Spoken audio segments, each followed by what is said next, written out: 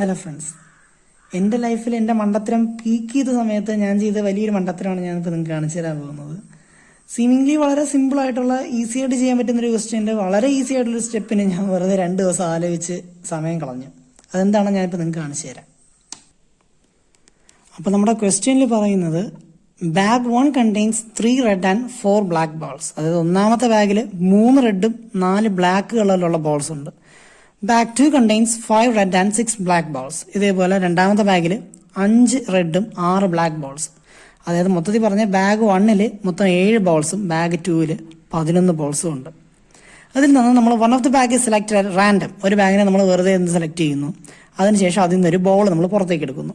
And നമുക്ക് ചോദിച്ചിരിക്കുന്നത് അല്ലെങ്കിൽ നമുക്കിവിടെ ചെയ്യാനുള്ള ടാർഗറ്റ് എന്ന് പറയുന്നത് if the ball drawn is found to be red, ഈ ബോൾ നമ്മൾ എടുത്ത ബോൾ എന്ന് പറയുന്നത് റെഡ് കളർ ആണെങ്കിൽ അത് ബാഗ് 2 നിന്ന് എങ്ങനെയാവും, അല്ലെങ്കിൽ ബാഗ് 2 നിന്നാവണം ആ റെഡ് ബോൾ എടുത്തത്, അതിനുള്ള പ്രോബിലിറ്റി എത്രയെന്നുള്ളതാണ്. ഈ ക്വസ്റ്റ്യൻ കാണുമ്പോൾ അല്ലെങ്കിൽ ഈ ക്വസ്റ്റ്യൻ നേരത്തെ അറിയാവുന്നവർക്ക് കാണുമ്പോൾ തന്നെ മനസ്സിലാവും ഇത് നമ്മുടെ ക്ലാസിക് ബേസ് തിയറമാണ് വരുന്നത്. അപ്പം ഞാൻ ഈ ക്വസ്റ്റ്യൻ്റെ കാണിച്ച മെയിൻ മണ്ടത്തരം എന്താണെന്ന് പറഞ്ഞാൽ ഇപ്പം ഞാൻ പറഞ്ഞു തരാം. ആദ്യം ഞാൻ ഈ ക്വസ്റ്റ്യൻ ആ ഒരു സ്റ്റെപ്പ് വൈസിന് ഞാനിപ്പോൾ എഴുതി പോവാം. Let E1 and E2 be the events of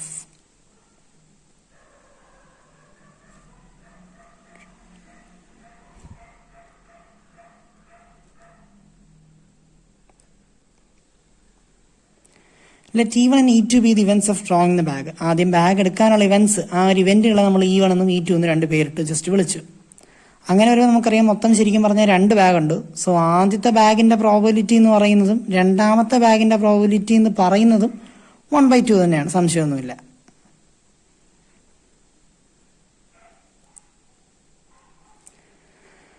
next നമ്മൾ പറയുന്നത് നമ്മളിവിടെ അടുത്ത്, അതായത് നമ്മൾ ബോൾ ഒരു ബാഗിൽ നിന്നൊരു ബോൾ എടുക്കുന്നു എന്നുള്ള ഇവന്റിനെ നമ്മൾ E എന്ന് പേരിടുന്നു. ഞാൻ ജസ്റ്റ് ഒന്ന് എഴുതിയേക്കാം.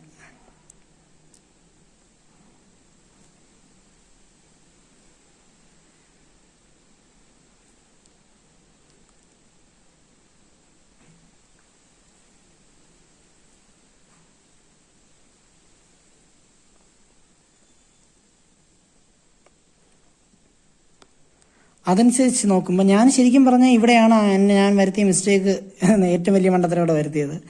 ഞാനാണെങ്കിൽ ആക്ച്വലി ഇത് വളരെ സിമ്പിളായിട്ട് നമുക്ക് എടുക്കാമായിരുന്നു. മൊത്തം 7 ബോൾസ് ഉള്ള ഒന്നാമത്തെ ബാഗിൽ നിന്ന് ഒരു റെഡ് ബോൾ എടുക്കാനുള്ള പ്രോബിലിറ്റി, അതായത് പ്രോബിലിറ്റി ഓഫ് E1 എന്നുള്ളത് 3/7 സെക്കൻഡ് ബാഗിൽ നിന്ന് നമുക്കൊരു റെഡ് ബോൾ എടുക്കാനുള്ള പ്രോബിലിറ്റി എന്ന് പറയുന്നത് 5/11 ആയിട്ട് കാൽക്കുലേറ്റ് ചെയ്യാമായിരുന്നു. പക്ഷെ ഞാൻ വെറുതെ അതിന് നമ്മൾ സ്റ്റാൻഡേർഡായിട്ട് +2 പഠിച്ചു തന്ന പോലെ E1 എന്ന് പറയുമ്പം ഈ intersection E1 divided by probability of E1 അങ്ങനെയൊക്കെ ചെയ്തുകൊണ്ട് ഞാൻ ചെയ്തു വന്നത് കാരണം എനിക്ക് കിട്ടിയ ആൻസർ വേറെയായിരുന്നു. ആൻസർ നോക്കിയപ്പോഴത്തേക്കും കറക്റ്റ് അല്ലാത്തത് കാരണം ഒന്നും മനസ്സിലാവാണ്ട് ഞാൻ കുറേ നേരം ആലോചിച്ചുകൊണ്ടിരുന്നു. അപ്പോൾ ഞാൻ ജസ്റ്റ് ഒന്ന് ആൻസർക്ക് നോക്കിയപ്പോഴത്തേക്കും ഇത് ഇങ്ങനെ കിടക്കുന്നുണ്ട്. പിന്നെ ഇത് എന്താണെന്ന് കുറേ പിടിയിട്ടില്ല, വീണ്ടും 2 ദിവസം കൊണ്ട് ആലോചിച്ചു. എനിക്കറിയില്ല എന്താണെന്ന്. 2 ദിവസം കൊണ്ട് ആലോചിച്ച് കഴിഞ്ഞിട്ട് പിന്നെയൊക്കെ ഒരു ഇതൊക്കെ ശരിയാക്കിയപ്പോൾ ലോജിക് ഇത്ര സിമ്പിളായിരുന്നല്ലേ, വെറുതെ ഞാൻ സമയം വേസ്റ്റ് ചെയ്യാൻ വിചാരിച്ചു. എനിവേ നമുക്ക് കണ്ടിന്യൂ ചെയ്യാം. നമുക്കിവിടെ ആവശ്യമുള്ള പ്രോബിലിറ്റിയാണ്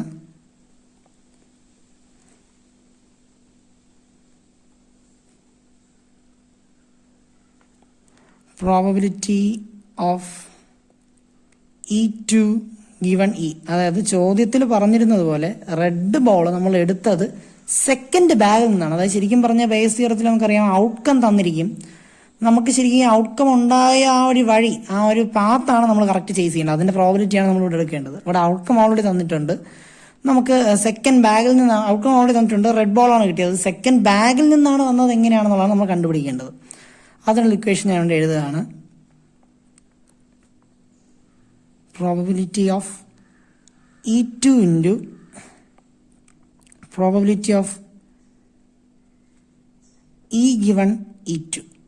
ഇതാദ്യം എനിക്ക് ഒരുപാട് കൺഫ്യൂഷൻ ഉണ്ടാക്കിയൊരു പോയിന്റ് ആയിരുന്നു. ഇത് എന്തുകൊണ്ട് തിരിച്ച് നമ്മളിവിടെ E2 given E എന്ന് കൊടുത്തിട്ട് പിന്നെ എന്തുകൊണ്ട് E given E2 എന്ന് കൊടുത്തു എന്ന് പിന്നെ ശ്രദ്ധിച്ചപ്പോഴാണ് മനസ്സിലായി നമുക്ക് ചോദിക്കുന്ന ചോദ്യം തന്നെ E2 given E ആണ്. അതുകൊണ്ട് നമുക്ക് ശരിക്കും E2 given ഓൾറെഡി നമുക്കറിയില്ല, ഓൾറെഡി അറിയാത്ത വാല്യൂ ഇതിനകത്ത് ഇടാൻ പറ്റത്തില്ല. അതുകൊണ്ട് E2 given E ആണ് ചോദ്യം എങ്കിലും നമ്മൾ ആദ്യം മുകളിൽ കൊടുക്കുന്ന സമയത്ത് മൾട്ടിപ്ലിക്കേഷൻ തിയറത്തിനെ യൂസ് ചെയ്തിട്ട് നമ്മൾ ഇ ഗിവൺ E2ന്റെ പ്രോബബിലിറ്റി ആണ് ശരിക്കും ഇവിടെ കണ്ടുപിടിക്കുന്നത്.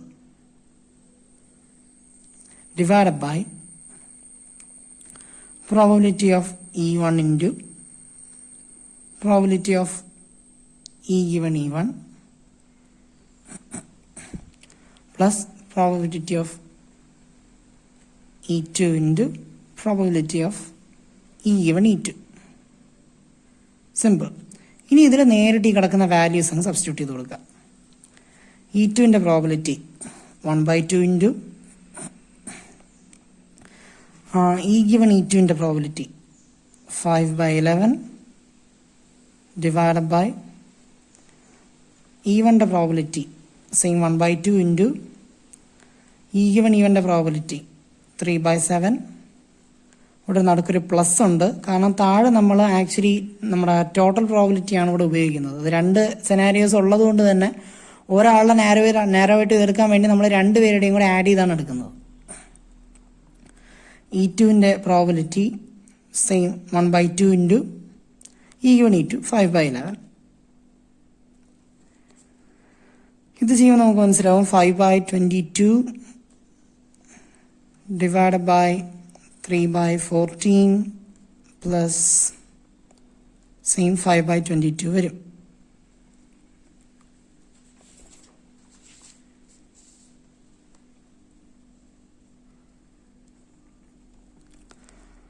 അവിടെ നമുക്ക് കിട്ടുന്നത്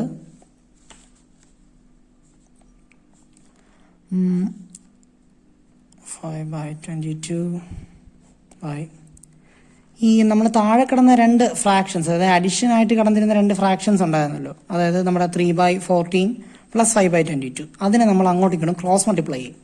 അതായത് 3 into 22 plus 5 into 14 the whole divided by 14 into 22. ഞാൻ ഇവിടെ ചെയ്തത് എന്താണെന്ന് വെച്ച് കഴിഞ്ഞാൽ ഈ കിടന്ന രണ്ട് താഴെ കിടന്ന ഡിനോമിനേറ്റേഴ്സിനെ നമ്മൾ ബട്ടർഫ്ലൈ മെത്തേഡ് ചെയ്യുന്ന പോലെ ക്രോസ് മൾട്ടിപ്ലൈ ചെയ്തു. താഴെയുള്ള ആ രണ്ട് ഡിനോമിനേറ്റേഴ്സിനെ വീണ്ടും മൾട്ടിപ്ലൈ ചെയ്തു പരസ്പരം. അതിനുശേഷം ഇവിടെ നമ്മൾ നോക്കുമ്പോഴത്തേക്കും ഇവിടെ ഡിനോമിനേറ്റർ 5ന്റെ താഴെ ഡിനോമിനേറ്റർ ആയിട്ട് 22 ഉണ്ട്, ഏറ്റവും താഴെ വീണ്ടും ഡിനോമിനേറ്റർ ആയിട്ട് വീണ്ടും 22 ഉണ്ട്. സോ ഞാൻ ഈ രണ്ട് 22നെ അങ്ങ് ക്യാൻസൽ ചെയ്തു. എന്നിട്ട് നമുക്കറിയാം ഫ്രാക്ഷനിൽ വരുമ്പോൾ, അതായത് ഒരു ഫ്രാക്ഷൻ്റെ അതായത് ഡിനോമിനേറ്ററിൽ തന്നെ വീണ്ടും ഒരു ഫ്രാക്ഷൻ വരുവാണെങ്കിൽ നമ്മൾ സാധാരണ ഉപയോഗിക്കുന്നതാണ് ഇപ്പോൾ ഒരു നമ്പർ A/B/C എന്ന് കിടക്കുകയാണെങ്കിൽ നമ്മൾ നോർമലി ഈ സിയെ കൊണ്ട് മുകളിൽ മൾട്ടിപ്ലൈ ചെയ്യും.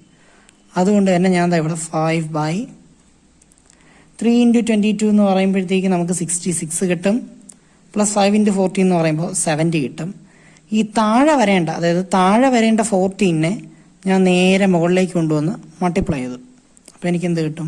5 ഇൻറ്റു 14 ഡിവൈഡ് ബൈ 66 പ്ലസ് 70. അപ്പോൾ എനിക്ക് കിട്ടുന്നത് 5 ഇൻറ്റു 14 എന്ന് പറയുമ്പോഴത്തേക്കും അതേപോലെ എഴുതുന്നു, ഡിവൈഡ് ബൈ 66 പ്ലസ് 70 136 ആണ്.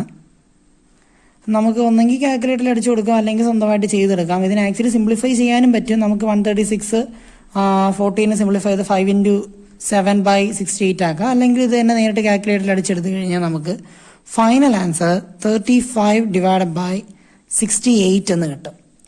ഇതാണ് നമുക്ക് കണ്ടുപിടിക്കേണ്ട റിക്വയർഡ് പ്രോബബിലിറ്റി, അതായത് probability of E2 given E.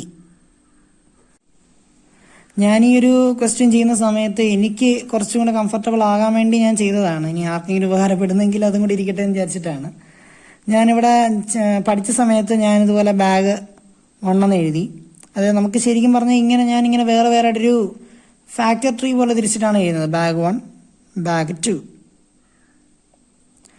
Bag 1 നിന്ന് ഞാനിവിടെ 3 റെഡ് ബോൾസ് ഉണ്ട്, 4 ബ്ലാക്ക് ബോൾസ് ഉണ്ട്. So total 7 balls. ബാഗ് 2ൽ നിന്ന് 5 റെഡ് ബോൾസും 6 ബ്ലാക്ക് ബോൾസും ഉണ്ട്. So total 11 balls. ഇനി ഞാനാണെങ്കിൽ ഇതാ ഇവിടെ നിന്ന് ഇങ്ങനൊരു വര വരച്ച് രണ്ടുപേർക്കും കോമൺ ആയിട്ട് 1 ബാഗ് ചോസൻ, ഒരു ബാഗ് സെലക്ട് ചെയ്തു. എനിക്ക് മനസ്സിലാവാൻ വേണ്ടി, നിങ്ങൾക്ക് മനസ്സിലാവാൻ അത് മനസ്സിലാവാത്തതിൻ്റെ ആവശ്യമില്ലെങ്കിൽ എഴുതണമെന്നൊന്നുമില്ല, ഞാൻ എനിക്ക് മനസ്സിലാവാൻ വേണ്ടി എഴുതിയതാണ്. ഏറ്റവും ടോപ്പിൽ ബ്ലാക്ക് അല്ല സോറി റെഡാണ്, റെഡ് ബോൾ ഡ്രോ. ഇവിടെ ഞാനിങ്ങനെ എഴുതുമ്പോൾ എനിക്കിവിടെ ഉപയോഗപ്പെട്ടതെന്ന് പറഞ്ഞു കഴിഞ്ഞാൽ, ഞാൻ ഈ ഓരോ തവണയും ആ പ്രോബിലിറ്റീസ് E2 ഗിവൺ E1 അങ്ങനെയൊക്കെ എഴുതുന്ന സമയത്ത് എനിക്ക് ബാഗ് 1 ശരിക്കും എത്ര പേരുണ്ട്, 7 പേരുണ്ടോ, ഇനി 3 റെഡ് 4 ബ്ലാക്ക് അങ്ങനെ നോക്കേണ്ടി വരും. ഞാനിതിങ്ങനെ വെച്ചോണ്ട് എനിക്ക്